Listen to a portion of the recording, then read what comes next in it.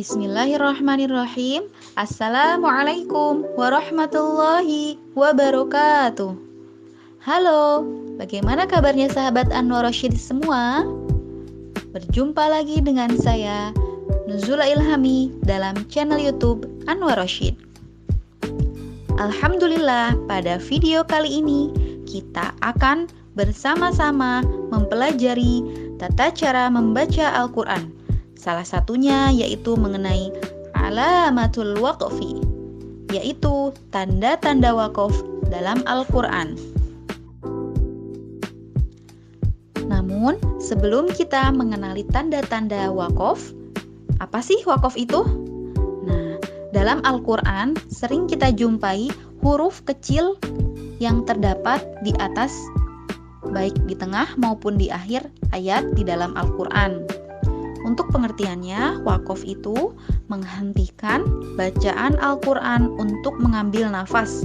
Berhenti di suatu kata ketika kita sedang membaca Al-Quran, baik di akhir ayat maupun di tengah ayat yang disertai dengan nafas.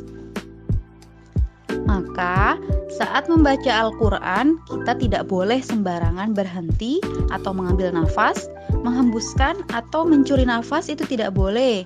Tentu ada aturannya. Karena dalam membaca Al-Quran, jika kita keliru atau berhenti mengambil nafas di tempat yang tidak tepat, maka dapat merusak arti dari ayat tersebut. Tentunya ini sangat berbahaya ya. Nah, dengan adanya tanda-tanda wakaf tersebut dapat memudahkan kita agar tidak keliru dalam berhenti ataupun mengambil nafas saat membaca ayat Al-Quran. Baik, sekarang kita memasuki macam-macam tanda wakaf. Wakaf yang pertama, wakaf yang ditandai dengan huruf mim. Huruf mim kecil. Huruf mim ini namanya adalah wakaf lazim atau mutlak. Ini artinya kita wajib berhenti saat membaca Al-Quran. Hati-hati, perlu kita perhatikan. Mimnya huruf mim yang ekornya miring, bukan huruf mim yang ekornya tegak. Karena kalau huruf mim yang ekornya tegak itu nanti masuk dalam hukum bacaan iqlab. Maka huruf mimnya harus huruf mim yang seperti ini ya. Ketika kita sedang membaca Al-Quran, maka harus berhenti membaca. Untuk lebih jelasnya, mari kita perhatikan contoh wakaf lazim yang terdapat dalam Quran Surat Al-Baqarah ayat 26.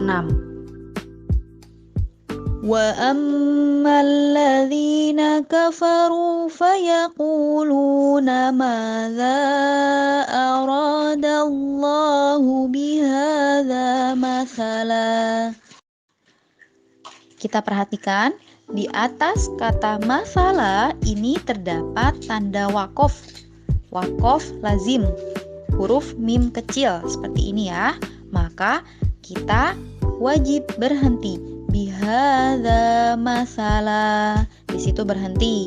Tidak boleh kita melanjutkan pada berikutnya. Bihadza masalah yudillu, dan selanjutnya itu tidak boleh. Tetapi kita harus berhenti pada bihadza masalah. Memasuki jenis wakaf yang kedua, yaitu wakaf yang ditandai dengan huruf lam alif seperti ini ya. Ini namanya mamnu' atau adamul waqfi. Tandanya apa? Tandanya tidak ada wakaf. Maka kalau sedang membaca Al-Quran menemukan huruf kecil seperti ini, kita tidak boleh berhenti. Lalu bagaimana nih ketika keadaan darurat, misal sudah tidak kuat nafasnya? Nah, daripada kita mencuri nafas, maka boleh berhenti. Tetapi saat sudah berhenti, kita harus mengulang dari kalimat sebelumnya. Sebagai contoh, dalam Quran Surat Al-Baqarah ayat 14, وَإِذَا خَلَوْا إِلَى شَيَاطِينِهِمْ قَالُوا إِنَّا مَعَكُمْ إِنَّمَا نَحْنُ مُسْتَهْزِئُونَ.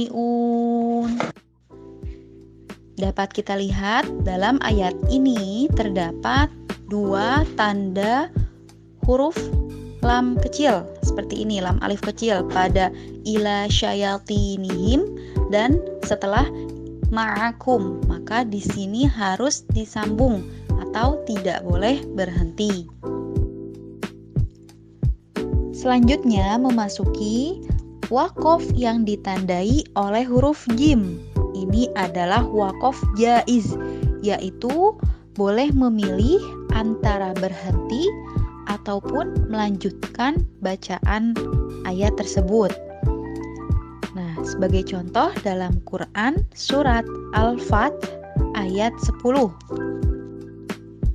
Yadullahi fawqa aydihim. Setelah aydihim terdapat waqaf jaiz. Di sini kita boleh memilih mau berhenti ataupun mau dilanjutkan pada faman nakasa fa innama yanqusu ala nafsih. Di sini juga terdapat waqaf jaiz. Maka kita diperbolehkan memilih antara lanjut atau berhenti. Berikutnya terdapat waqaf yang ditandai oleh huruf qaf dan lam. Al-waqfu aula. Ini menandakan boleh berhenti ataupun boleh lanjut saat membaca ayat Al-Qur'an. Namun al-waqfu aula di sini berhenti lebih utama. Lebih utama ya, bukan berarti wajib berhenti. Boleh lanjut, boleh berhenti. Namun lebih utamanya berhenti. Untuk contoh kita perhatikan dalam Quran surat Muhammad ayat 35. فَلَا تَهِنُوا وَتَدْعُوا إِلَى السَّلْمِ وَأَنْتُمُ الْأَعْلَوُونَ. Dapat dilihat setelah wa antumul a'laun terdapat waqaf yang ditandai dengan qaf lam kecil di atasnya, al-waqfu aula. Maka tadi saya mencontohkan dengan berhenti.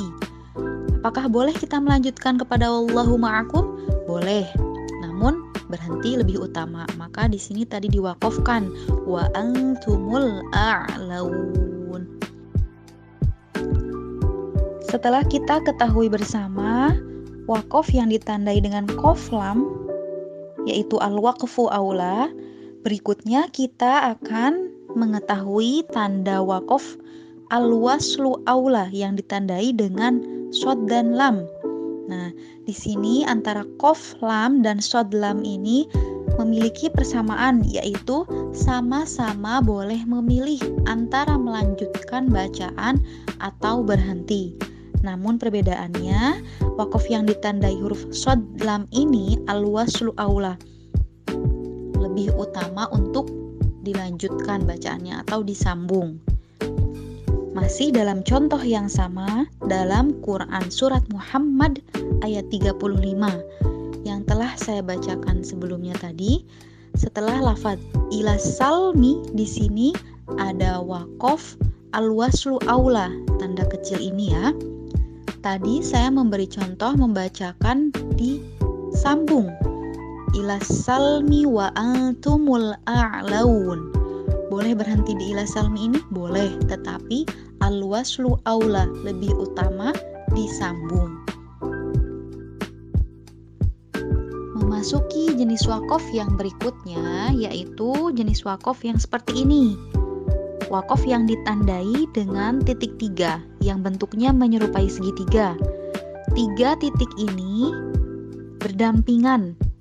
Jadi dalam satu ayat terdapat 2 macam titik 3 yang berdampingan. Waqaf ini dinamakan waqaf ta'anuk atau muraqabah, atau yang lebih sering kita dengar waqaf mu'anaqah. Contohnya dalam Quran surat Al-Baqarah ayat 2. Dzalikal kitabu la raiba fih. Di sini terdapat 2.3 yang mengapit fihi. Kita boleh berhenti setelah fihi atau boleh berhenti setelah la raiba. Jika kita berhenti di fihi, maka di la raiba tidak boleh berhenti. Jadi kita dibebaskan memilih berhenti di salah satu dan melanjutkan di satu yang lainnya. Yang terpenting kita tidak boleh berhenti di keduanya ataupun melanjutkan di keduanya. Sekali lagi, berhenti di salah satu dan disambung di salah satu lainnya. Tanda yang berikutnya, tanda yang juga banyak kita jumpai dalam Al-Quran, huruf ain atau ruku'. Tanda ruku' ini maknanya tanda akhir surah atau tanda dalam ayat-ayat tertentu. Nah, di sini contohnya kita lihat bersama dalam akhir surat Al-Haqqah. Surat Al-Haqqah ayat 52, di sampingnya terdapat huruf ain. Setelah fasabbih bismi rabbikal azim, terdapat tanda huruf ain, terdapat tanda ruku'. Maka ini menunjukkan akhir dari surah Al-Haqqah. Alhamdulillahirabbil alamin. Telah kita pelajari bersama berbagai macam jenis wakaf. Bagaimana teman-teman? Bisa dipahami semuanya ya? Semoga seluruh tanda wakaf yang telah kita pelajari ini bisa kita amalkan saat kita membaca Al-Quran. Semoga bermanfaat. See you in next video. Wassalamualaikum warahmatullahi wabarakatuh.